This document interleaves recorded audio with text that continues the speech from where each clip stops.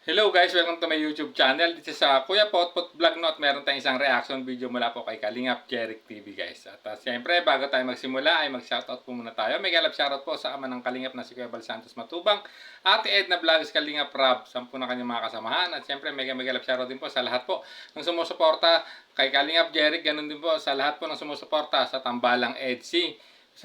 May galap shoutout po sa inyong lahat at naway lagi kayo nasa mabuting kalagayan at ganoon din may galap shoutout po kina Mama Tita Melba of Germany, Ma'am Elena F. Rubio, Sir Chris UK, Corazon Villesa, no? Ma'am Millie Chant, Mercy Fernando, no? Sheila Divina Bueno, no? Chini Estrada, no? Natalie Mejia, no? Brielle, Charming Angel, at Ina, no? At siyempre, mega love shoutout po sa lahat po ng sumusuporta sa Tambalang EDC, ang EDC Global Supporters, Kalingap Edo Global Supporters, ang Kalingap Edo United Fans, EDC United Fans, ang Edwin Lovable Supporters, mega love shoutout po sa inyong lahat. So ayan guys, simulan na natin ang ating reaction video, no? Peds, may katanungan ako, Kalinga Peds. Dahil sa sobrang init ng panahon dito sa ating bayan ng Daet. Isa sa mga lugar sa Pilipinas ang Daet ang pinakamas mainit ngayon. Ano yung paraan para maibsan ng init?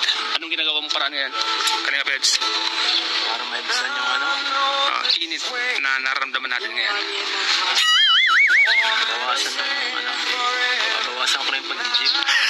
Masyadong Grabe, no? Tinanong dito ni Kalingap Jeric, no? Kung ano daw ang masasabi dahil napakainit nga sa diet. At ayun nga, ang sinagot ni Kalingap Edo, no? Babawasan na daw niya yung kanyang pag-gym kaya para daw hindi ganong maging mainit sa diet, guys. Grabe naman. Alam naman natin, no? Dito si Kalingap Edo, talagang grabe, no? Talagang health conscious yan, si Kalingap Edo.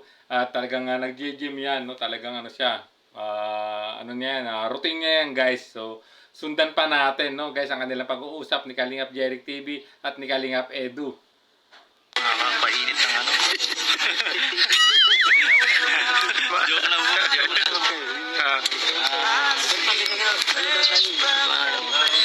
Siguro,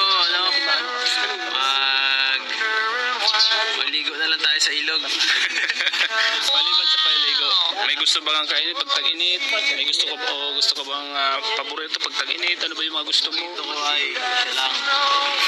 Siya lang. Paborito. Halo-halo. Yun. Ganyan.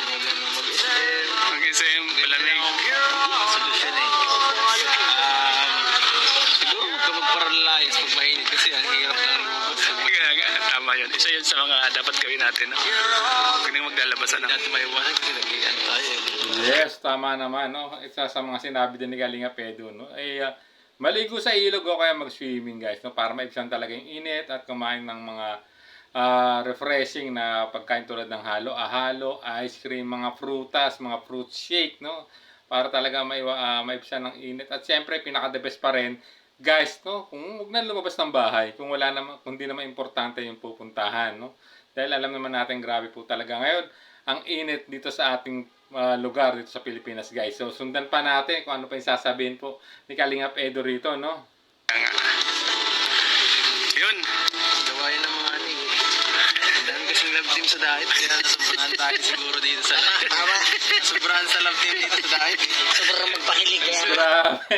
Yung pala, kaya pala napaka-init sa diet dahil sobrahan daw sa love team. Grabe. Ayun ang kanyang opinion, no, ni Kalingap Edo kung bakit napaka-init ngayon sa diet, guys. So, sundan pa natin.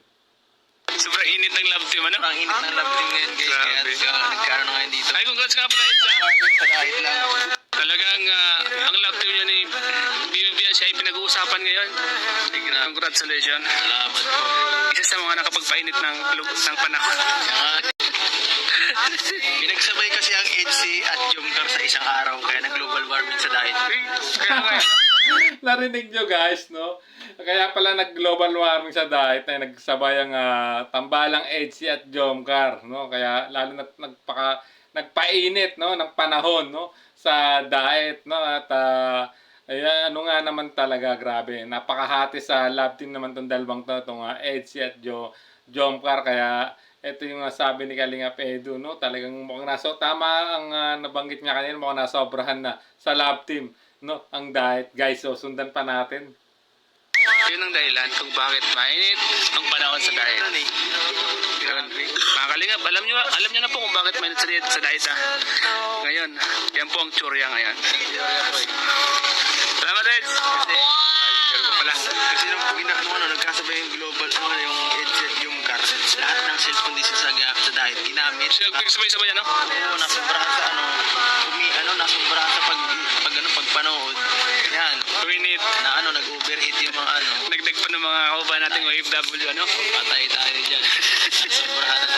Grabe, yun pala yung kanyang curiya, no? Dahil nga daw sa love team, no? Ng Jom Karat Edsi, no? Sabay-sabay na ginamit ng mga taga-diet ang kanilang mga cellphone, no? Kaya lalong nagpainit, no? Kaya nagkaroon pala ng global warming sa diet at sinabayan pa ito ng mga OFW na nanood sa mga lab team na nagkadagdag, no, ng init, no. Kaya pala ito ang dahilan, no, guys, ng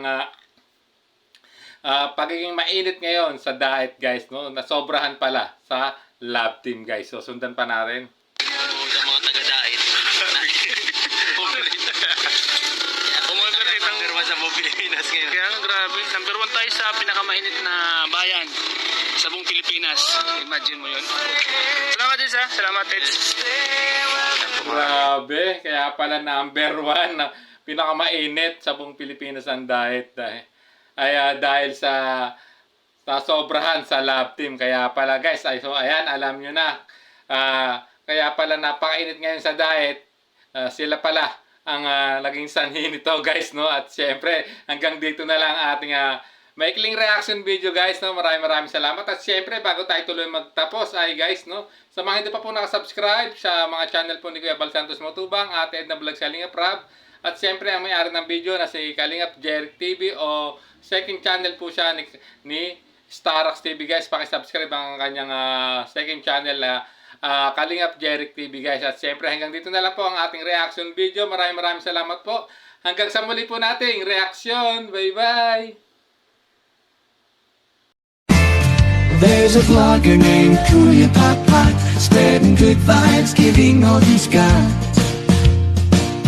With the camera in his hand, he hits the road, capture moments, sharing stories untold.